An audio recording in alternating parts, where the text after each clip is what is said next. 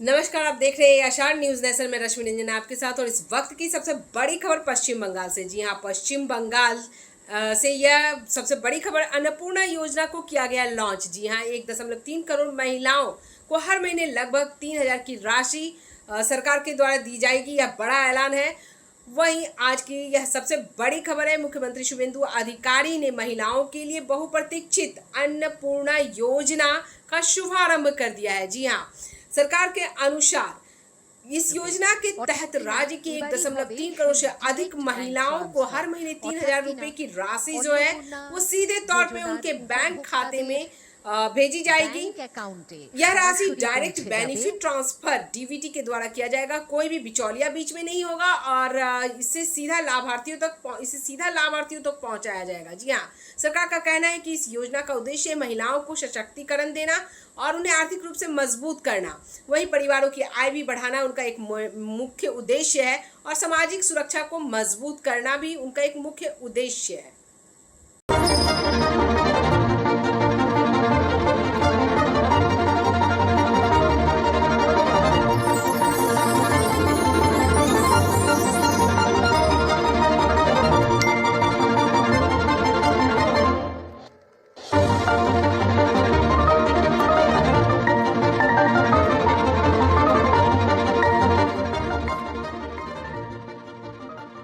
উৎসবের এই আমেজ আরেকটু চলুক। আমাদের ঢাকি বন্ধুদের বাজনার মাধ্যমে শঙ্খবাদন অন্নপূর্ণা যোজনার উপভোক্তাদের।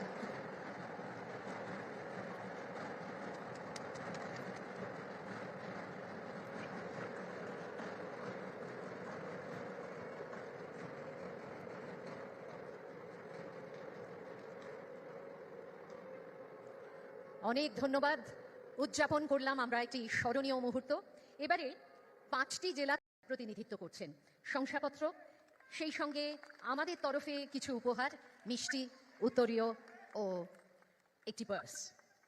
এরপরে হ্যাঁ, আমরা এই মুহূর্তটিকে ধরে রাখতে চাই ছবির মাধ্যমে। অবশ্যই অনুরোধ জানাবো শ্রী শুভেন্দু অধিকারী মহাশয়কে তার বক্তব্য রাখার জন্য।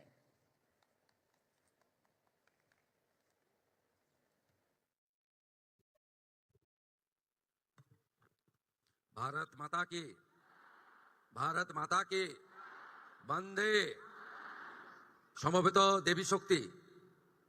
না জাগিলে ললনায় বিশ্ব জাগে না।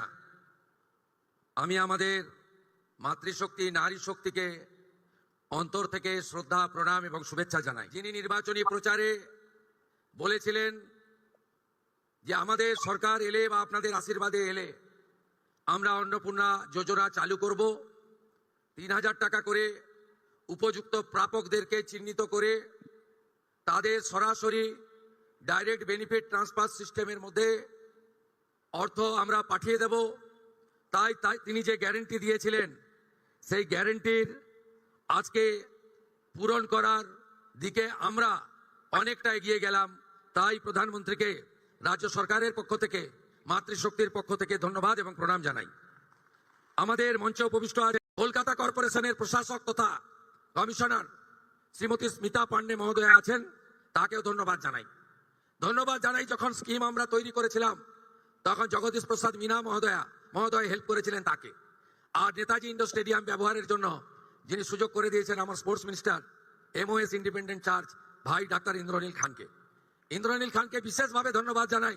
আজকে চিকিৎসক দিবস, আজকে ডক্টর বিধানচন্দ্র রায় জন্ম এবং মৃত্যুদিন, তাই বিশেষ ধন্যবাদ। তাই আলাদা করে আমি ডক্টর ইন্দ্রনীল খানের নাম বললাম। আমাদের এই কর্মসূচিতে আজকে আমরা বিধায়কদের ডেকেছি। আমরা এ পক্ষ অপক্ষ করিনি, সব বিধায়করা, মহিলা বিধায়কদের ডেকেছি। তারা এসেছেন। মঞ্চে স্থানের অভাব, তাই তাদের বিশেষভাবে আমরা বসিয়েছি। আমি সমস্ত দিদি বোন বিধায়কদের নমস্কার জানাই। আমাদের দেখতে পাচ্ছি আমি এখান থেকে আমাদের বেশ কয়েকজন প্রতিযোদ্ধা আমাদের দিদি বোনেরা এসেছেন, তারা আমন্ত্রিত হয়ে এসেছেন। তাদেরকেও বিশেষভাবে আমি মাতৃশক্তিকে বন্দন করি। শক্তিকরণ, নারী সুরক্ষা, নারী ক্ষমতায়ন, নারী শিক্ষা এবং মহিলাদের অধিকার সম্পূর্ণ করার জন্য আপনি যদি দেখেন মাত্র 1.5 মাস হয় সরকারের বয়স। 9ই মে আমরা দায়িত্ব নিয়েছি, 11ই মে প্রথম দিন অফিস করেছি। আজকে 1 জুলাই, এখনো অফিস করার জন্য আরো 10 দিন হলে 2 মাস সম্পূর্ণ হবে। আমরা কি কি করেছি? আজকে আমরা 1,60,00,000 যে আবেদনকারী, তার মধ্যে 26 লক্ষ বাতিল হয়েছে ফর্ম।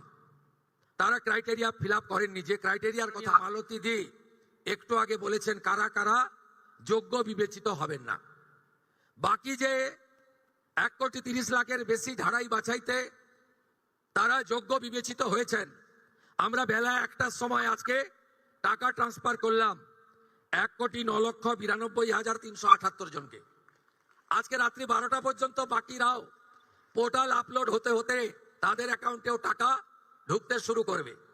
তারা যেন বলছিলেন না যে আগের সরকারের যে বরাদ্দ ছিল, এই সরকার বরাদ্দ মাত্র 1,000 কোটি টাকা বাড়িয়ে অর্ধেক বেনিফিশিয়ারি করে দিয়েছে। ইতিমধ্যে 1,10,00,000-এর অ্যাকাউন্টে ঢুকিয়েছি, যার মধ্যে আমাদের তফসিলি জাতি, শিডিউল কাস্ট মা বোন দিদি রয়েছেন 26,63,555 জন। আমাদের মূলবাসী আদিবাসী মহিলা রয়েছেন 49,04,93,139,139, 5 কোটির কাছাকাছি, 5 লক্ষের কাছাকাছি। বেনিফিশিয়ারি ফ্রম হিল, পাহাড়ি এলাকা, দার্জিলিং, কালিম্পং, কার্শিয়াং, ওখানকারও আমাদের নেপালি গোর্খা বোন এবং দিদি, তারা ইতিমধ্যে অ্যাকাউন্টে পেয়ে গেছেন 1,22,628 জন। আমরা লক্ষ্মী ভান্ডারের যে 2 কোটির কাছাকাছি লাস্ট অ্যাকাউন্টে গেছিল, আমরা যখন সার্ভে করলাম আমরা দেখলাম 27 লক্ষ এমন লোকের, মহিলার নাম আছে যারা ভারতীয় নন বা ভোটার লিস্টে নাম নেই। এক্ষেত্রে কিভাবে মৃত ব্যক্তির নাম আছে, এখানে থাকে না এমন লোকের নাম আছে, 3 জায়গায় ভোটার লিস্টে নাম ছিল, 3 জায়গায় টাকা অ্যাকাউন্টে ঢুকছিল, এমন লোকের নাম আছে। আমরা এই লোকেদের নাম কাট কেটেছি, কারণ সরকারের টাকা ভারতীয় ছাড়া অন্য কেউ পেতে পারে না। বাংলাদেশ থেকে শরণার্থী হিসেবে এসেছেন, সিএএ-তে আবেদন করেছেন, তাদের ক্ষেত্রে আমরা যতক্ষণ না সিএএ নিষ্পত্তি হচ্ছে তাদের এই সামাজিক ভাতা চালু থাকবে, আটকানো হবে না। শুধু তাই নয়, প্রশ্ন তুলতে পারেন এরা তো মূলত হিন্দু, আমরা সেক্ষেত্রে আমাদের লোক ধর্ম পালন করেছি। যারা ট্রাইব্যুনালে অ্যাডজুডিকেট হয়ে ট্রাইব্যুনালে আবেদন করেছিলেন, তাদেরকেও আমরা যতক্ষণ না ট্রাইব্যুনালে তাদের বাতিল বলে ঘোষণা করছে, তাদের এই ভাতা চালু রাখার সিদ্ধান্ত গ্রহণ করেছি। এতে কি কোথাও ভুল হয়েছে? আপনি ভারতীয়, দেশ আপনার প্রথম, আপনি সরকারি এক্সচেকারের টাকা, ট্যাক্সের টাকা কোনো ভারতীয়কে দিতে পারেন না। আপনি বলুন, আগের সরকার মহিলাদের জন্য চালু করেছিলেন 500 500 500। এই কর্মসূচির উদ্দেশ্য ছিল মহিলাদের অ্যাকাউন্টে যাওয়ার। আপনি অবাক হয়ে যাবেন, এই 2 কোটির মধ্যে 10 লক্ষ পুরুষ বেরিয়েছে। বলুন আমার মা বোনেরা, দিদিরা, লক্ষ্মীর ভান্ডারের নামের টাকা কি পুরুষের অ্যাকাউন্টে যাওয়া উচিত? ভারত সরকার, পশ্চিমবঙ্গ সরকারের আরো অসংখ্য স্কিমে আপনি সুযোগ পাবেন, আপনাকে আর দ্বিতীয়বার ফর্ম ফিল আপ করতে হবে না।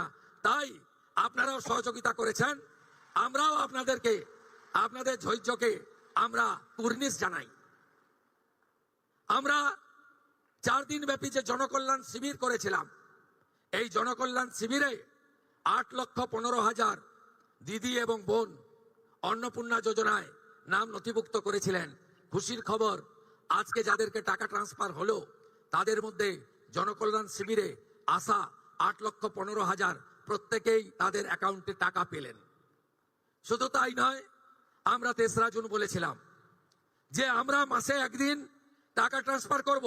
এই ধরনের বড় অনুষ্ঠান হবে না, কিন্তু প্রত্যেক মাসেই আপনারা টাকা পেয়ে যাবেন অ্যাকাউন্টে।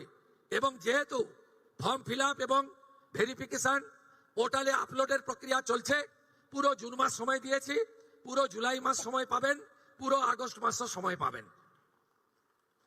অন্নপূর্ণা যোজনার বাইরে গিয়ে যদি বলা যায়, আমরা সরকারি বাসে 0 ভ্যালু টিকিট আমাদের মহিলাদের জন্য চালু করেছি। আমরা যেহেতু চালু করার সময় বেশি সময় পাইনি, আমরা এরপরে একটি পিঙ্ক কার্ড, গোলাপি কার্ড করে দেব। যাতে যারা প্রকৃতপক্ষে সরকারি বাসে ফ্রিতে চান মহিলারা তারাই পাবেন। কারণ আমি দেখেছি বেশ কিছু সরকারি কর্মচারী মহিলা দিদিরা বোনেরা তারা বলেছেন, কেন আমি টিকিট কাটতে চাই, আমি টাকা পাচ্ছি, সরকার আমাকে বেতন দিচ্ছে, আমি উপযুক্ত অর্থ পাচ্ছি, আমি ফ্রিতে অফিস যাত্রা করতে চাই না। আমি তাদেরকে কর্নিশ জানাই যে তারা চান যে এই ধরনের অর্থনৈতিক সাপোর্ট সহায়তাযুক্ত কর্মসূচি কেবলমাত্র প্রকৃত প্রাপকদের কাছেই যাক, ছাত্রীদের কাছে যাক, চা বাগানের শ্রমিকদের কাছে যাক, অন্যান্য চিকিৎসা করতে আসা গ্রামের মহিলাদের কাছে ফ্রিতে তারা বাসে ভ্রমণের সুযোগ পাক। তাই আমরা একটি পিঙ্ক কার্ড তৈরি করে দেব, তার ফলে যাদের সরকারি বাসে ফ্রি প্রয়োজন সেটা পাবেন। এই কাজে আমাদের বছরে প্রায় অতিরিক্ত 300 কোটি টাকা ভর্তুকি হিসাবে এনবিএসটিসি, ডাব্লিউবিটিসি এবং সাউথ বেঙ্গল স্টেট ট্রান্সপোর্ট কর্পোরেশনকে দিতে হচ্ছে।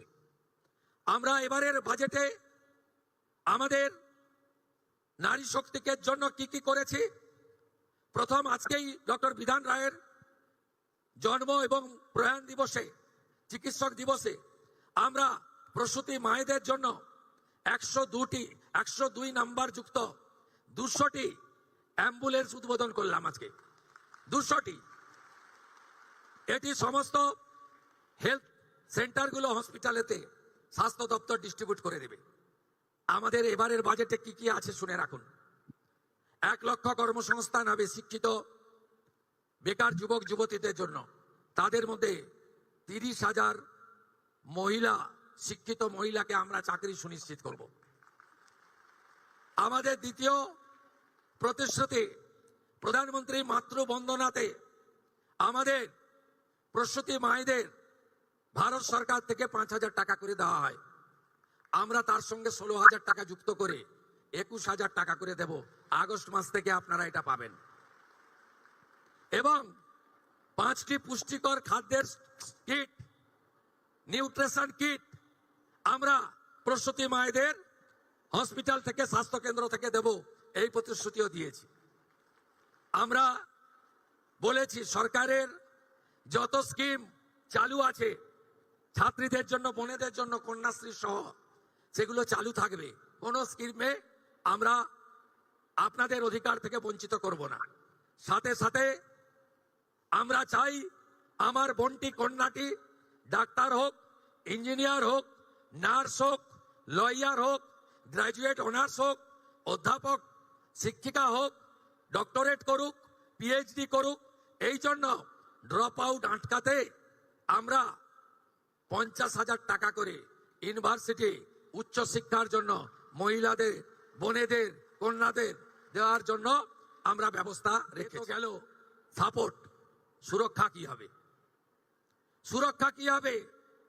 অভয়ের মতো ঘটনা, কসবা ল কলেজের মতো ঘটনা, রামপুরহাটে ছোট্ট আদিবাসী কন্যার ধর্ষণ খুনের ঘটনা, অথবা হাঁসখালি, কালিয়াগঞ্জ, ময়নাগুড়ির মতো ঘটনা, অথবা রামপুরহাটে বকটুইতে সংখ্যালঘু মহিলা শিশু কন্যাদের জ্বালিয়ে দেওয়ার মতো ঘটনা কবে বন্ধ হবে? এর জন্য সরকার কি ভাবছে? প্রথম ভাবনা, ক্যাবিনেটে নারী সুরক্ষার জন্য এবং বিগত দিনে যত অত্যাচার হয়েছে, পাঁচটিট, কামদুনি, যেখানে যেখানে বিচার পাননি, আপনাদের জন্য নারী সুরক্ষা কমিশন তৈরি করা হয়েছে। চেয়ারপারসন অবসরপ্রাপ্ত কলকাতা হাইকোর্টের বিচারপতি শ্রীমতী সমাপ্তি চ্যাটার্জি এবং মেম্বার সেক্রেটারি দুদে আইপিএস অফিসার দময়ন্তী সেন। ইতিমধ্যে এইচআরবিসি অফিসে অফিস করা হয়েছে কমিশনের। যত পুরনো ঘটনা আছে, আপনারা বিচার পাননি, অভিযোগ করুন, বিচারও পাবেন, অভিযুক্ত জেলেও যাবে, অভিযুক্তর সম্পত্তি বাজেয়াপ্ত হবে। আমি কথা দিয়ে গেলাম, এই জিনিস বরদাস্ত করব না। আপনি শুনলে খুশি হবেন, আগামীকাল 2 তারিখ পশ্চিমবঙ্গের সব থানাতে মহিলা ডেস্ক চালু হচ্ছে। সব থানাতে, প্রতি মহকুমায় একটি মহিলা পুলিশ স্টেশন, প্রতি থানায় মহিলা হেল্প ডেস্ক, মহিলা পুলিশ আধিকারিকদের নিয়ে দুর্গা স্কোয়াড, এবং আগামী দিনে পুলিশে 2টো ব্যাটালিয়ন রানী শিরোমণি এবং মা মাতঙ্গিনী হাজরার নামে আমরা বাজেটে ঘোষণা করেছি। আমরা সেটা করব। মহিলা পুলিশের 2টি ব্যাটালিয়ন আপনাদের জন্য তৈরি হবে। আগামী মহালয়াতে দুর্গাপূজার আগে মাতৃপক্ষের সূচনায় আমরা 112 চালু করতে চলেছি। প্রতি থানাতে একটি ডেডিকেটেড গাড়ি দেওয়া হবে। ওই গাড়ি আপনাদের যে কোনো অভিযোগ দ্রুততার সঙ্গে নিষ্পত্তি করবে। উত্তরপ্রদেশ, গুজরাট, মহারাষ্ট্রে থানাতে অভিযোগ এলে পুলিশ পৌঁছানোর সময় হচ্ছে 6 মিনিট। পশ্চিমবঙ্গে এই মুহূর্তে থানাতে অভিযোগ এলে পুলিশ পৌঁছানোর সময় হচ্ছে এভারেজ 3 ঘন্টা। 112 চালু হলে আশা করি দ্রুততার সঙ্গে সময় কমবে এবং আপনারা দ্রুত নিরাপত্তা পাবেন। আমি যখন নির্বাচনী প্রচারে ভবানীপুরের বাড়িতে বাড়িতে গেছি, আমাকে অনেক মা বোনেরা বলেছেন ভাতা তো দেবেন, ওরা দিত আপনারা বাড়াবেন। এতে আমরা খুশি। এর থেকেও বড় যেটা চাই জানেন, আমার মেয়েটি সন্ধ্যাবেলা বেরিয়ে যেন নিরাপত্তার সাথে সুরক্ষিত হয়ে বাড়ি ফিরতে পারে। নারী সুরক্ষার কথা বাড়িতে বাড়িতে বলেছেন, আমরা এটা দেব। এই সরকারে মহিলা প্রতিনিধিত্ব দেখুন। বারে বারে আমরা বলি আপনাদের হাতে ক্ষমতা না দিলে কখনো সমাজ, কখনো দেশ, রাজ্য এগোতে পারে না। আমরা কেউ ভারতকে পিতা বলি না, ভারত মাতা বলি। আপনারা না থাকলে আমরা কেউ পৃথিবীর আলো দেখতে পেতাম না। তাই জয় ভবানী, আপনাদেরকে প্রণাম করি। আপনাদের সুরক্ষা, অধিকার এবং অর্থনৈতিক স্বনির্ভরতাই আপনাদের সরকারের লক্ষ্য। মাতৃশক্তি যারা আজকে দুহাত ভরে আশীর্বাদ করেছেন, তাই আমাদের সরকার, আমি মুখ্যমন্ত্রী, তাদেরকেও প্রণাম, তাদেরকেও প্রণাম, তাদেরকেও প্রণাম। জয় ভবানী, জয় ভবানী, জয় ভবানী।